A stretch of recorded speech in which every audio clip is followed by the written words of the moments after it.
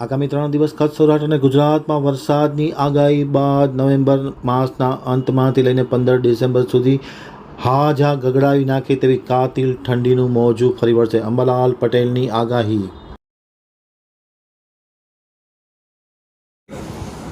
હજુ આગામી 48 કલાકમાં સૌરાષ્ટ્રના કેટલાક ભાગો ઉપરાંત લગભગ પૂર્વ ગુજરાતના ભાગોમાં વરસાદ થવાની શક્યતા છે. હજુ પણ પૂર્વ ગુજરાતના કેટલાક ભાગોમાં ભારે વરસાદ થવાની શક્યતા છે. આગામી 48 કલાકમાં અમદાવાદ, સાણંદ તેમજ નડિયાદ, વડોદરા, પંચમહાલ અને ઉત્તર ગુજરાતના કેટલાક ભાગમાં ભારે વરસાદ થવાની શક્યતા છે. અમદાવાદમાં કેટલાક ભાગમાં લગભગ આજ બપોર પછી હવામાનમાં પડતો આવે અને 48 કલાકમાં વરસાદ થવાની શક્યતા રહેશે. આ ઉપરાંત લગભગ મહેસાણાના ભાગો, બનાસકાંઠાના ભાગો, સાબરકાંઠાના ભાગો, અરવલ્લીના ભાગોમાં પણ વરસાદ થવાની શક્યતા રહેશે. લગભગ 30 ઓક્ટોબર સુધી આ વરસાદ થવાની શક્યતા રહેશે.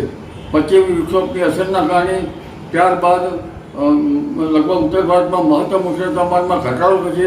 કોઈ ભાગમાં 4 ડિગ્રી સેલ્સિયસ જેટલું ઘટી શકે, કોઈ ભાગમાં ઉત્તર ભારતમાં 10 ડિગ્રી સેલ્સિયસ જેટલું મહત્તમ ઉષ્ણતા તાપમાન ઘટતા ઠંડીનો ચમકારો જણાશે. 30 ઓક્ટોબરથી 2 નવેમ્બર સુધીમાં કોઈ ભાગમાં વરસાદ રહેવાની શક્યતા રહેશે.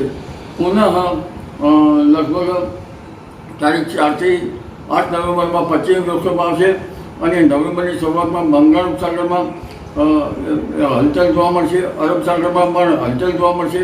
દક્ષિણ ભારતમાં ભારે વરસાદ થવાની શક્યતા હતા. ગુજરાતના હવામાનમાં વાદળવાયુ કે સાંટા થઈ શકે તેવું હવામાન રહેવાની શક્યતા રહેશે.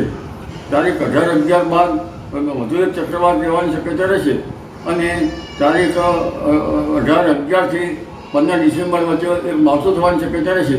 એટલે એક પછી આવતા પશ્ચિમ વિક્ષોભો અને અરબ સાગરની સિસ્ટમોના કારણે હમણાં તો